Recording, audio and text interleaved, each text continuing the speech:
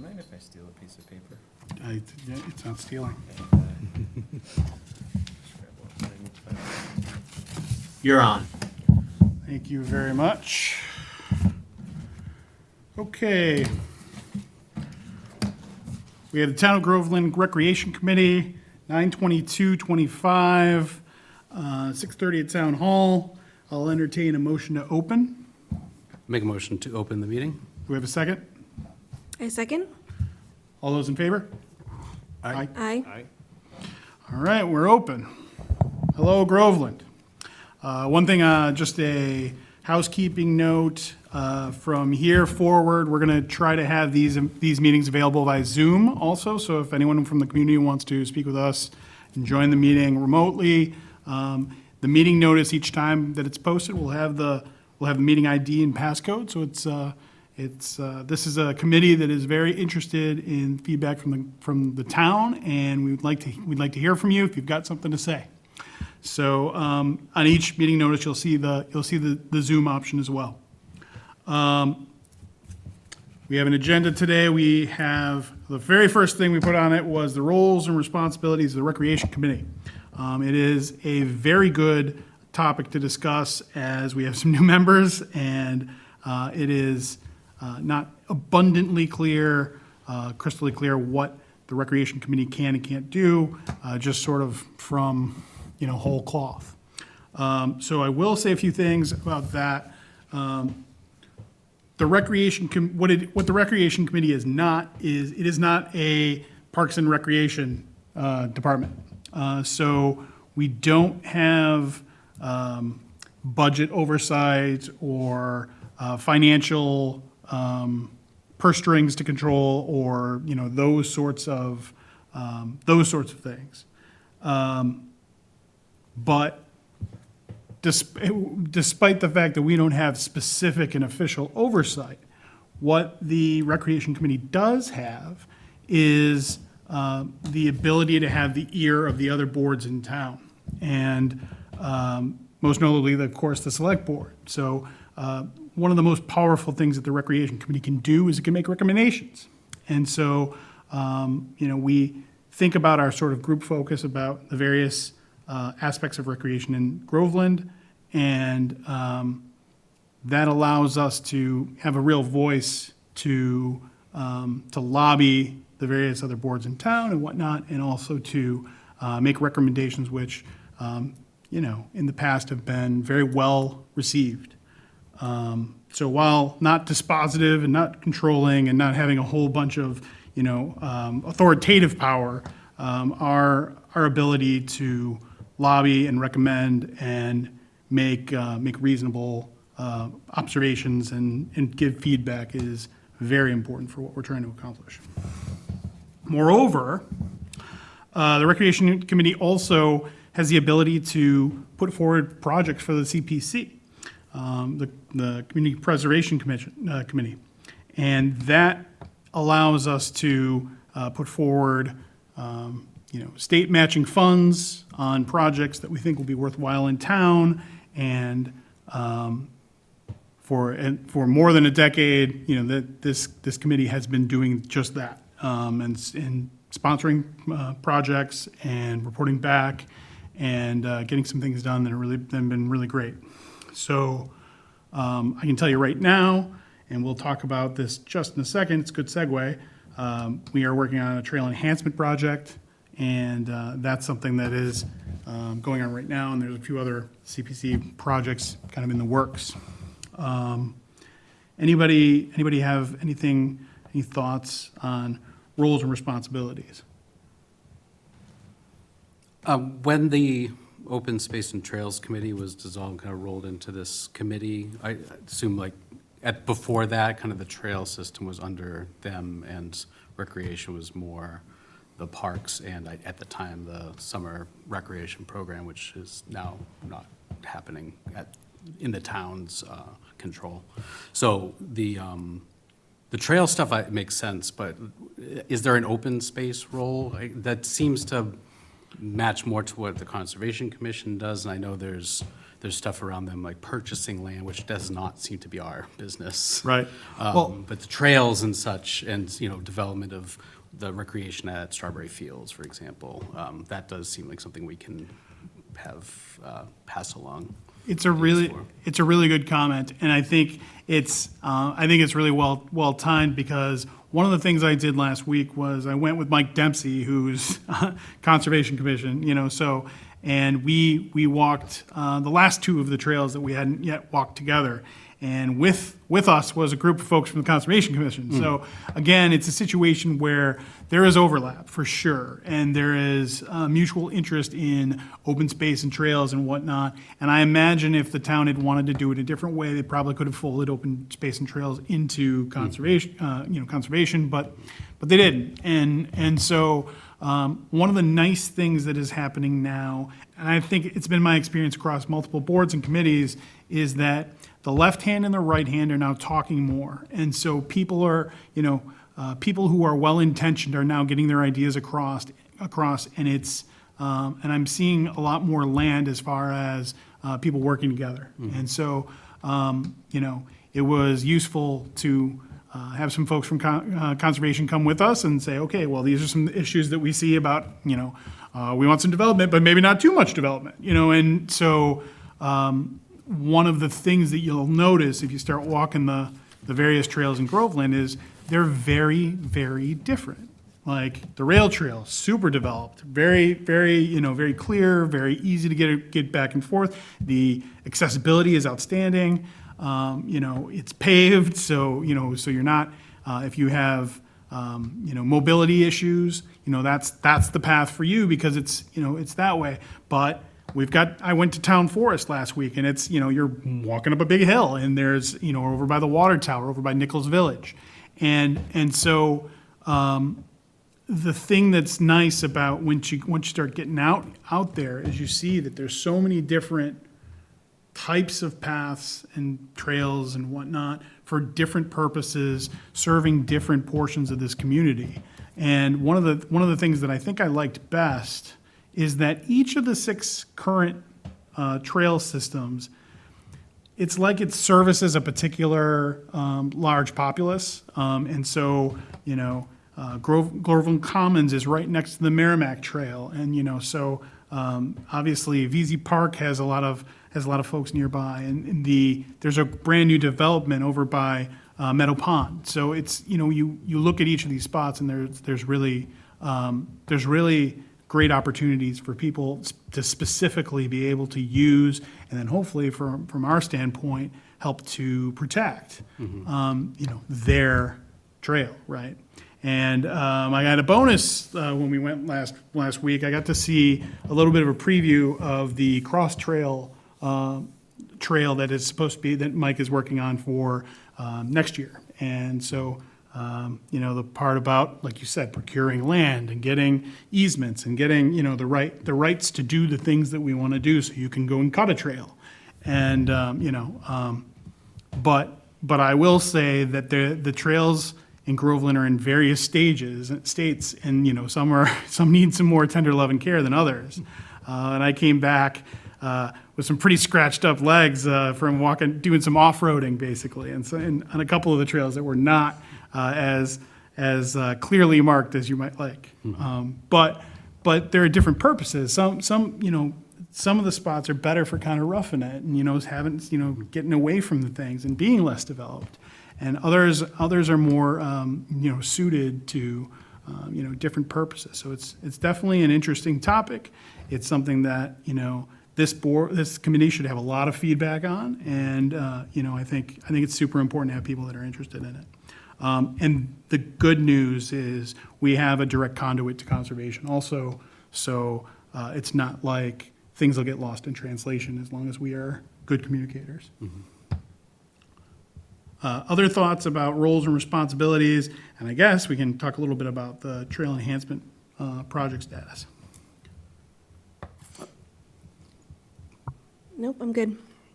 Good. Okay, One less that I had on that is, that's okay. I think doing the projects and maintenance is probably the primary thing that we would do, but when you were just talking about the different levels and the different abilities, I think one place that we could maybe work with the town on the website and stuff is maybe like help people discover those. Sure. People probably don't know about some of those trail systems, or, hey, I want to, go forget the world for an hour, walk Sure. around in the woods, go to the town forest. I have mobility issues and I want to get outside.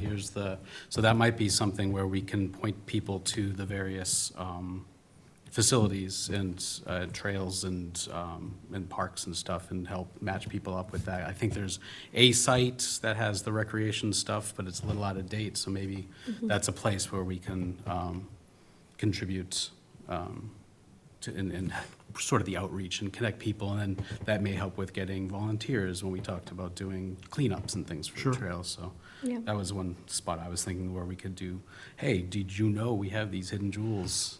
Everybody knows what the Pines is. People might Right. not know what the Meadow Pond Trail System is. True, no, it's 100% right, and as Mike and I walk these trails and talk about the project and go through that, these are the sorts of things that come up exactly. And so, themes that have come out of this is we want continuity, we want uniformity. So when you see a map, it looks the same as the other maps in the sense that, they're to scale or they're to a scale, so that, you can kind of get a sense of, are you in for a half mile or are you in for 3? It's a big difference, right? And so one of the things that's actually kind of nice is right now Mike is in the process of talking with some consultants about various things that will be for that next new trail. And so there's some synergies there because they can offer some things to what we're doing as well.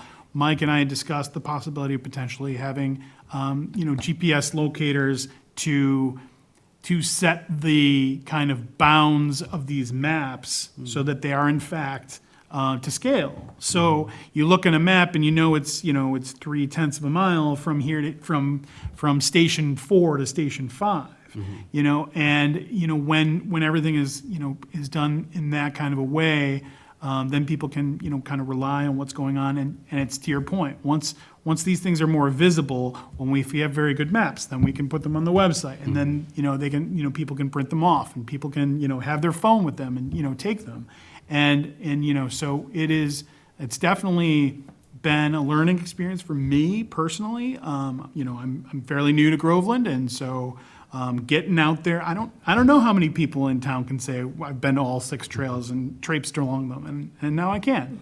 And and I agree with you. Having done that, I agree with you 100%. These are jewels of town, and it's something that everybody talks about really, really enjoying and wanting to preserve and wanting to enhance. And so this trail enhancement project is going to be something that's going to be ongoing for at least a couple years. And so as we think of ways that are not necessarily super expensive, but will help make things a little more uniform, and the way the signage is and how things handled, I'll give you a perfect example. I mean, with trail markers, you don't need them everywhere because, for example, in town forest, you have these massive trees. And so what they've done is they've taken small squares of metal and, small colored squares of metal. And this is the blue trail, and it's, tacked to a tree, and it's not $1,000 per tree, right? So it doesn't all have to be expensive to be effective. And I found that, in that location, that made a lot of sense. Now, in a place that's more marshy, you don't have a lot of trees, so you can't do that various things. So you've got to make sure you've got, the different infrastructure for different trails. And, it's funny because in such a small area, relatively speaking, we have a lot of varied terrain. So it is definitely, one, everyone in town, I recommend to you to try to start traipsing around some of these places yourselves. And 2, we're going to be doing a job, in this year and in coming years to make it easier to do, make it clearer, make things a little more uniform, and hopefully a bench or two, and here and there, so you can have a seat every now and then when you're moving around. I say stay tuned. I say this is something that's going to be kind of a perpetual project for the next so often, and look forward to an enhanced trail system, linking up at various places, and getting better with each season.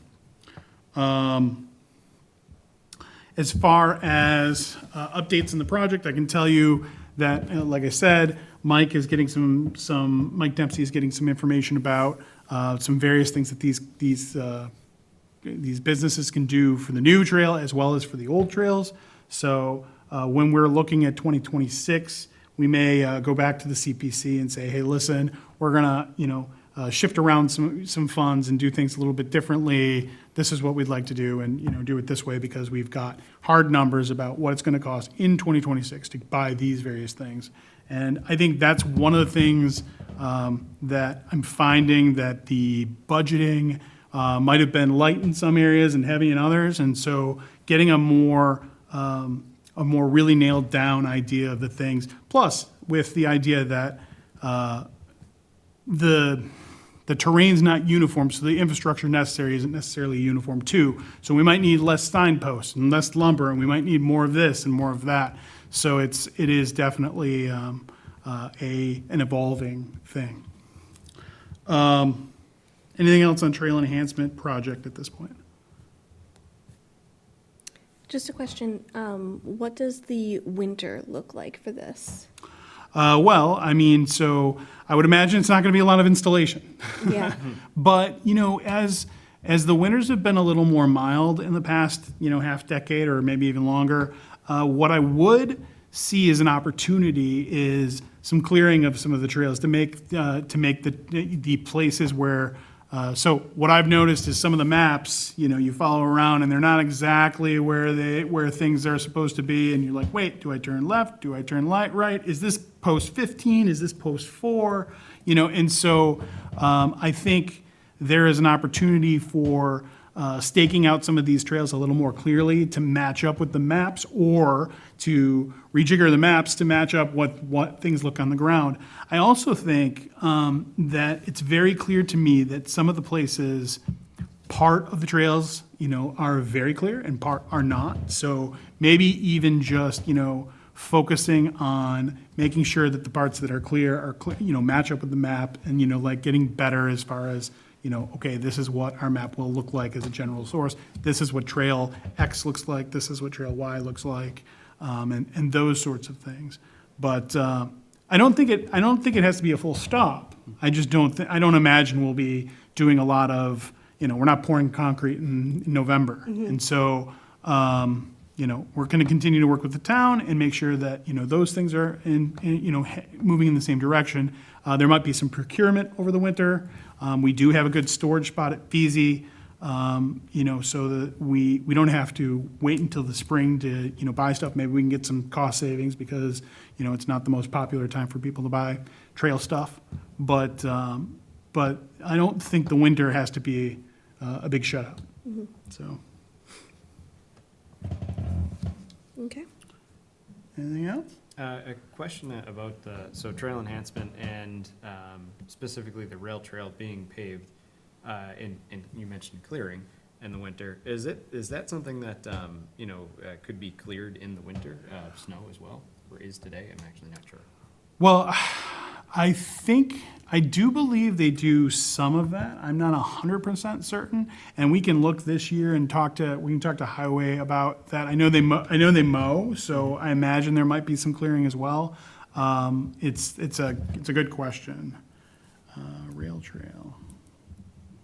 I'll reach out and I'll Yeah, 'cause get it confirmation. could maintain usage through Yeah. through the winter timeframe if it's paved. If it's not, then obviously not. But Well, again, I mean, I think we have had a lot less snow, by and large. So even if it were not being necessarily done, I think there's still a good opportunity to use it for a long portion of the winter. But I think I want to say I do think that they've cleared it some, but I'll check. Snow cleaning. In theory, they have the sidewalk plow they use in town Right. for Yeah. clearing sidewalks at probably about the same width. Even if you did a sidewalk width, like you said, if it's a, some winter of 2015, forget it.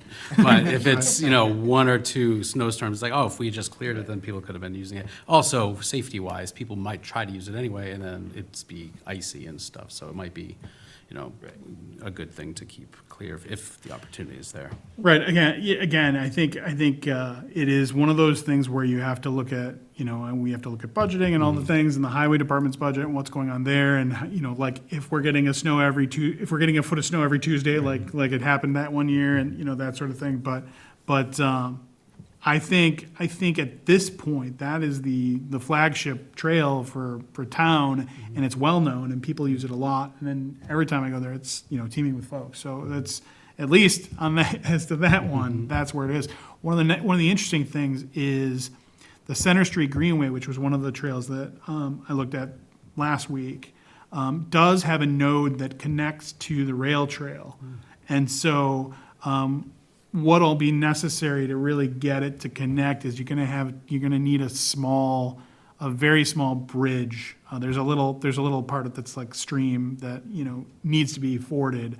And as of right now, there's kind of a makeshift, some people threw some logs down and, it's a little herky-jerky, but having an access, having an intersection between something that's very well used to, I've never really been out here, and it's a very different trail. Like I said, this one is much more, it goes over to where we're talking about Strawberry Fields, and it matches up to one of the turtle habitats and things like that. There's a big chunk of forest around, and so there's a lot going on. And if ultimately we're able to link these trails up, that'd be really nice. I think it'd really be a nice add-on. Anything else before I move to the next? Nope. Okay. Again, potential CPC project, Light Up the Pines 2026. So I've continued to have some discussions with some of these sport lighting companies. There is initially I was going to try to piggyback onto some work that Rebecca was doing generally on the Pines, but the lighting for the fields is different than the lighting for the main areas, and so there's a little bit of it's a little bit of me needing to find a little bit of a different way around. And there are some people have offered some support, which has been great. We've had really good support from Groveland Electric, and I continue to talk to folks who want to help and make things moving forward. And I also talk to folks who say, hey, we'd also like lights at the pickleball courts, and we'd like lights at the basketball courts, and we'd like lights. Hey, don't forget the skate park when that comes along. So again, it's a situation where what started as kind of a small idea might be a little bit bigger. The good news is the technology is advanced in a way that, an extra couple of lights isn't the same thing as it was 20 years ago. So I'm going to continue to push on that and try to get some hard budget numbers and see what a project might look like, with the goal of getting in before the end of the year, submission deadline for 2026. Also, future CPC projects. Anybody have any thoughts about anything along those lines? Oh, I'm sorry. First, anything about lighting up the pines? Anything along those lines?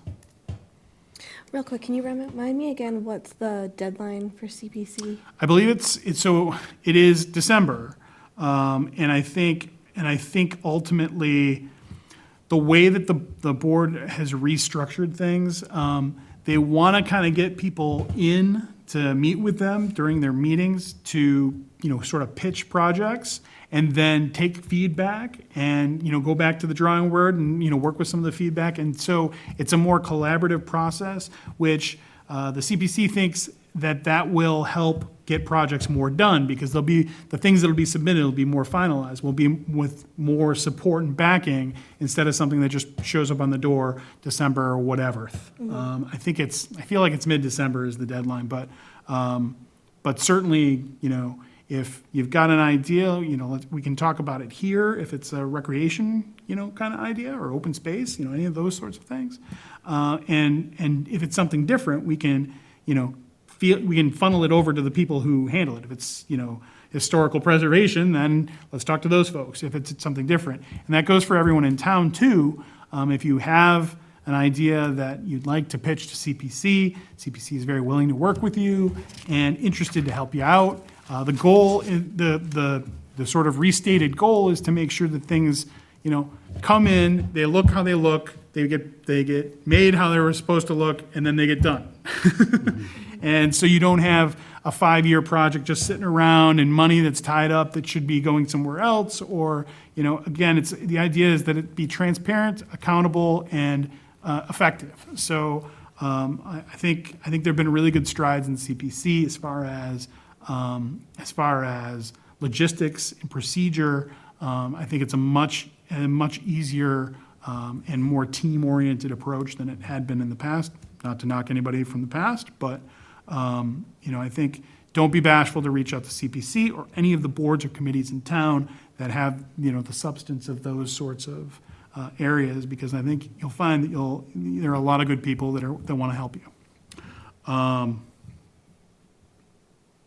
Anything else I'm missing? Nope. Okay. Any future CPC projects? We got any brain worms for anybody? Anything nibbling at you? Okay. Well, keep thinking. Can CPC fund things like sidewalks and things of that nature?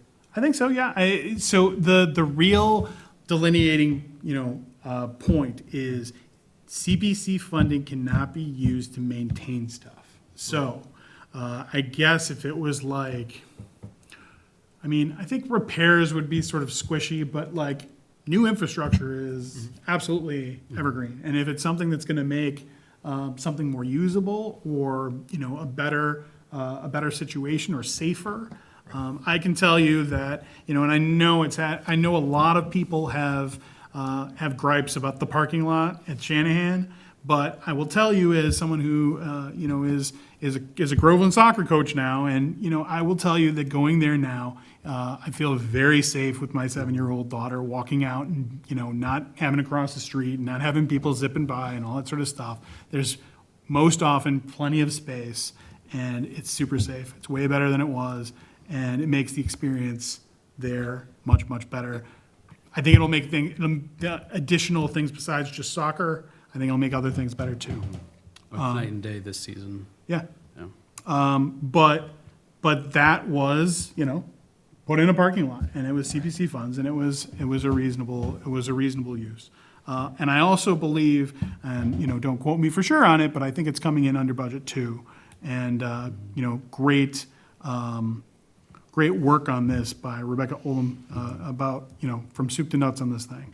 She was able to get economies of scale by doing multiple projects with the pavers and things, and so she was able to save us some money that otherwise would have needed to be spent. So, kudos. I think that would, if we end up with a solid number on what it came under budget, that's good feedback to the town meeting, because I know that was an expensive project, and there was a lot of factors to that. But we have to vote the kind of maximum there, because you can't then you can't go back for more money. So Right. you have to kind of have worst case to get it in, and then we, at the town meeting, people are like, well, it probably will be less, but I think it would be a good thing as we try to ask for more projects to make sure that gets back to the taxpayers to say, hey, you approved this for 800,000. It was actually, I don't want to make up a number, but it was actually X Right. underneath that. And Right. that's because, again, the good work by a lot of people involved Yeah. to make sure that message gets back. And your point is well taken about, you have to make sure that you don't come back for more money because, you're allotted what you're allotted. And so sometimes cost overruns happen, sometimes things are more expensive than they were planned to be, even just the time marching forward. So a 2024 project may be much less expensive budgeted than a 2026 project, just because, inflation or just the nature of, the cost of things and various, supply shortages, you name it. But that's definitely something that's super important. And I think CPC is very cognizant of the idea of making sure that we get the information out there. And, again, another cross-board promotion, the finance numbers they're put up on the website, so it's, again, transparency, openness, there's nothing, nobody's trying to hide the ball. And so when these projects come in, the town members, you can look online, you can find these things, you can see what the project is, you can see what happened in the last month and how much was spent. And I think it's really great. It's definitely, when these various boards are spending town money, they want to make sure that they're accountable to the people who provide that money. And, it's a very serious undertaking that people take very seriously. Open space and recreation plan. So recently, I believe the select board voted to extend the 10-year action plan that was propagated in 2020 and was set to expire, I believe, in 2020. 2027. Yeah, I think it was supposed to expire in 2027, and it's been extended another 3 years, so I think it goes to 2030 now. And again, in August of this year, we had a report put forward about the extension, and it talked about various things. And again, this is information that's available online, but what was nice is it matched up, hey, these are the goals from the original plan. It was hundreds of pages, by the way. If you're bored, you're really bored, it takes a while to go through it. But one of the nice things, the sort of Cliff's Notes version, is to look at this 10-year extension, and you can see what the goal was, what the action item was, what the priority was, and what the status is. And this is a much shorter, more compact, and helpful read, and it gives you some ideas about what's been going on, and the town's not in need to reinvent the wheel at this point, which takes a lot of time, money, and effort. And so, but you can see the progress that's being made in many of these different areas.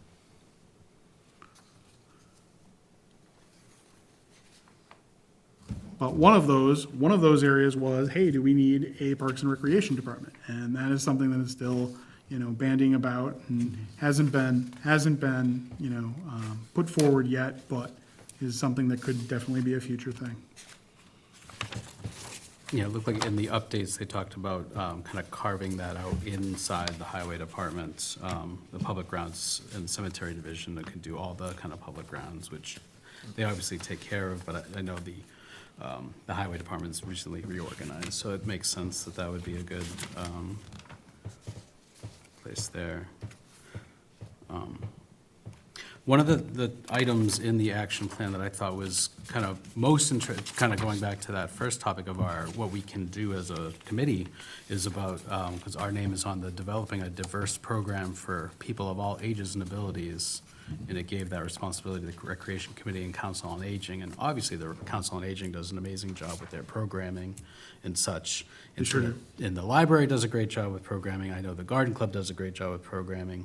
I don't know we don't have a budget to, bring in a band in the middle of the, but, kind of to your point of coordinating and getting people together, obviously, Pumpkin Fest and Groveland Day have their own committees, and they do activities and programs with that in the Council on Aging and the library. So maybe part of our role can be sort of a coordination, or, your point about making sure the left hand and the right hand are talking. Yeah. Just like that kind of stuff. I think they talked about, we'll have farmer's market as part of the Groveland Day. Right. And I think the stuff they've put around Groveland Day with the pickleball tournaments and the cornhole tournaments, which will be greatly benefited from lights, I think. Right.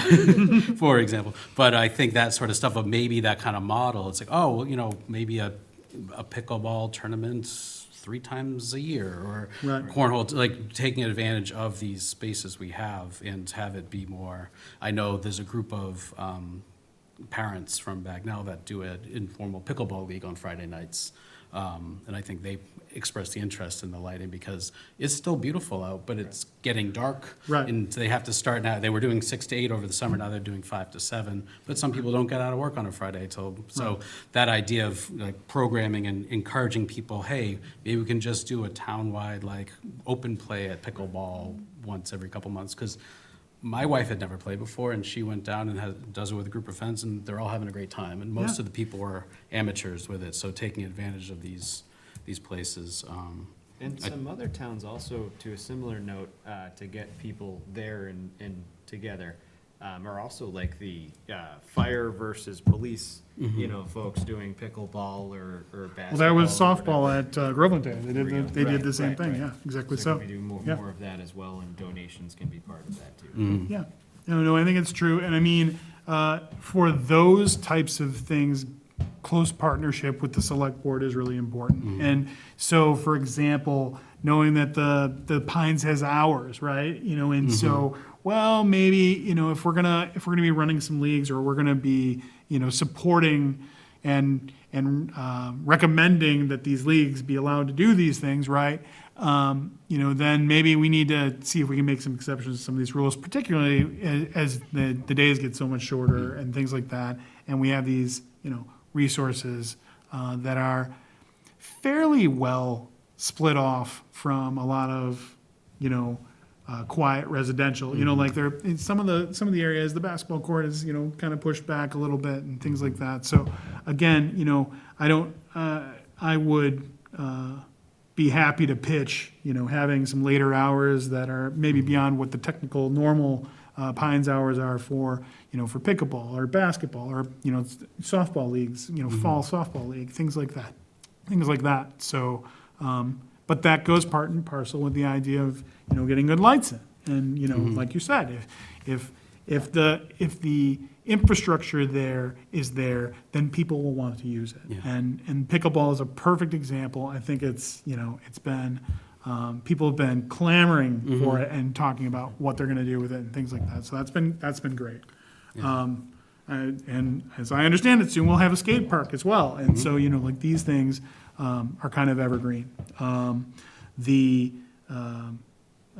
I know youth football uses, one of the areas opposite one of the softball fields, for their practices. And they have an interest in having permanent lights there so that they don't have to keep renting, and so it's a situation where we can create a situation or recommend to create a situation, and I think people have been very amenable to our reasonable recommendations, to have cost savings for the town and also for the people that are using it. And so you have situations where it doesn't always have to be, something that helps one person hurts the other. It can be things where we're making the pie bigger. And that's something that's very, very interesting to me personally. I want to try to maximize these assets we have, which is actually one of the action items in, it's, Maximize the use. exactly so. Well, And, yeah, if you can then have a corresponding increase in the field's use permit that kind of goes towards these sorts of things. They're renting the lights. They had 5 things of lights down there. I'm sure it's, they have it for the whole season. So a modest increase in their field use permit fee would probably help offset some of that for the town and, keeping, obviously even if we have everything covered by the CPC for installation, there's operating costs, ongoing maintenance. So we want to make sure that, I know that's a big part of, with the CPC projects, making sure what's the plan after it's done. Right, Because well, then has to right. be, it's owned by the taxpayers to maintain those assets. right. And so, right, wherever it is possible to, join things up and make it so that, you're not spending additional monies for maintenance, or you're using the same kind of pot.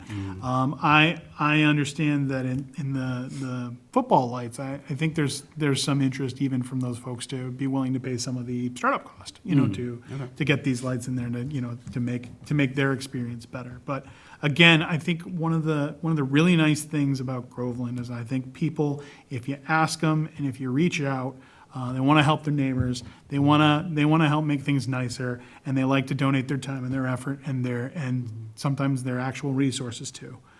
So I've found that a lot of people are, say, well, how can I help? And so again, linking project to people is something that we can do a very, very strong job of, and we don't need to ask the select board to, link folks together. And that is something that is, right to the beginning of roles and responsibilities, helping to effectuate these projects that'll help, make town nicer each little thing, you start to stack them up, and then all of a sudden, those little things become a really big thing. But I look here too, and I see enhanced access to the Merrimack River. Well, we have a trail down there, and guess what? Come next year, we should have some infrastructure there. You should have a place you can park your butt for a bit, and and take a look at the bald eagles flying over the river. Trash has been something that people have been complaining about a little bit, and I think just having some receptacles and the ability, and yes, of course, someone will have to clean them up and take them out, and so we're trying to work on that as well. And as far as the big belly on the rail trail, still talking to the town administrator and also to Arthur at the highway department, to try to make sure that gets moving forward. But everybody's swimming in the same direction, trying to make things nicer, and I really like it. Other things about the open space and recreation plan.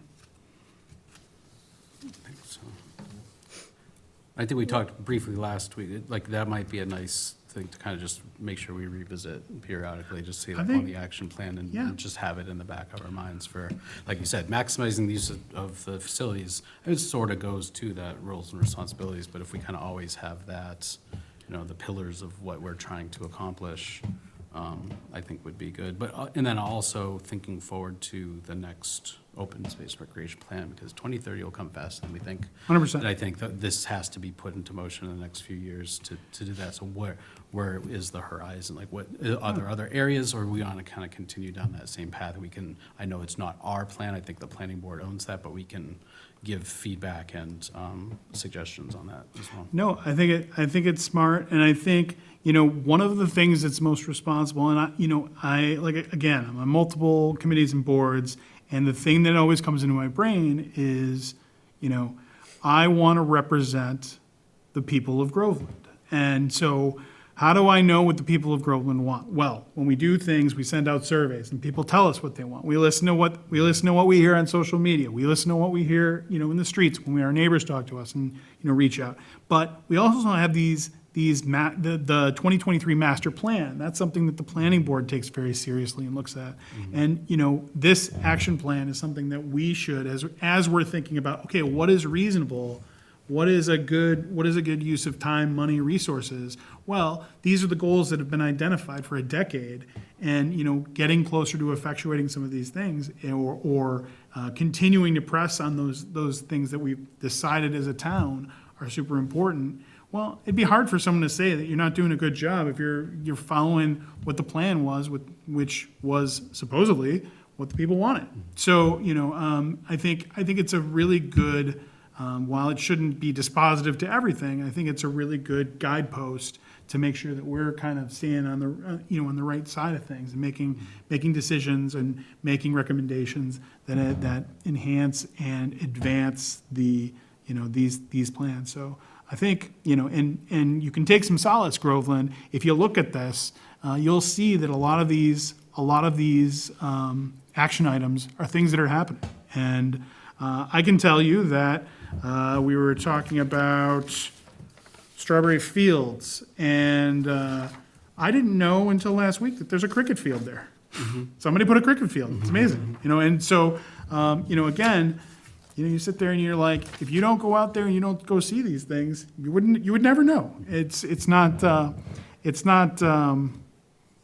doesn't necessarily just follow logic that there would be a cricket pitch, just off of Center Street, but. And there it is, and right abutting a turtle sanctuary, which again, these are two assets in town that I didn't know it really existed 4 months ago, right, 5 months ago. So again, it's getting out there, but to your point about making sure people are aware, that is an overarching have to keep beating that drum and making sure that folks know, and being on Zoom and having these things recorded, this helps too. So.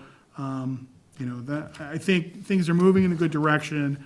We invite comments and recommendations from people in town, and now you can even join by Zoom, so it should be very easy. And I don't think that there's a member of this committee that wouldn't be receptive to somebody reaching out, just personally. So I certainly would be happy to field anything from anybody, and we'll go from there. But I think this is a good set of signposts for as we do various things. Anything else on open space and recreation plan? Not here. No. Nope. One thing that I like and I'm really happy about is that recruitment of additional members is 1, 2, 3, 4, 5, 6th on our list today instead of first. And so thanks, guys, for joining the committee. It's been great having you both. And we now easily meet quorum every week, every meeting. It makes me very happy. That's great news. So awesome job in getting the word out for that. But we still have some space. I think we have the room for 1 full-time and 2 alternate members. And so we still will put the call out. If you would like to have your voice heard even more than it is as it is, come reach out, get a hold of Rebecca, the town administrator, and come join this committee. We meet about once a month. It's about an hour or 2 of your time, and you're going to be surrounded by people who really care about town and want to help. So it's definitely good to give back. Anything on recruitment? I think we've hit that pretty hard over the past couple of meetings. Yep. Speaking of meetings, meeting minutes. I saw the meeting minutes and I thought they looked great.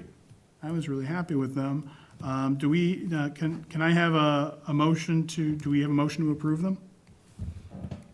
I put forward a motion to approve. I will second that motion. All those in favor? Aye. Aye. Unanimous. The meeting minutes were great. Any interest in following up and continuing with that? I will take that. Awesome. And I owe you guys commentary on what about the prior meetings that do not have minutes. I will put that on my to-do list to find out what needs to be done. And to the extent that I was on the board at that time, I'm happy to get any outliers. I'll watch the video and put them together. Meetings.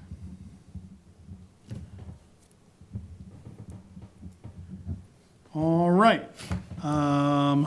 Future agenda items or planning. Is there anything we haven't discussed that we'd like to discuss at the next meeting?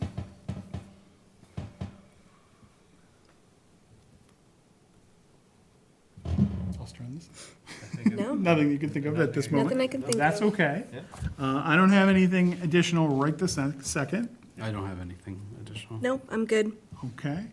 Any items not reasonably anticipated at the time of posting? I do not have any. None here. None? No. All right. So then let's take a quick peek at the calendar. And so I think we've been trying to do the 4th Monday of the month. So that looks like the 27th, Yes. October 27th. Everybody good for a recreation committee meeting on Monday, October 27th at 6:30 PM? Good here. Works for me. All good here? I said committee all times except once, I think, today. So That was I'm awesome. Getting Very good. closer. That was really I'm good. getting closer, and I try to, hold myself to the commitments that I would make everyone else adhere to. I will continue to try to be better at Groveland and do a better job. But with that, do we have anything else today? Anything that anybody can think of that they want to discuss? No. Sounds great. Then I will entertain a motion to close at 7:19 PM. I'll make a motion to close the meeting at 7:19 PM. Do I have a second? I second. All those in favor? Aye. Aye. Unanimous. Thanks very much, Groveland. Good night.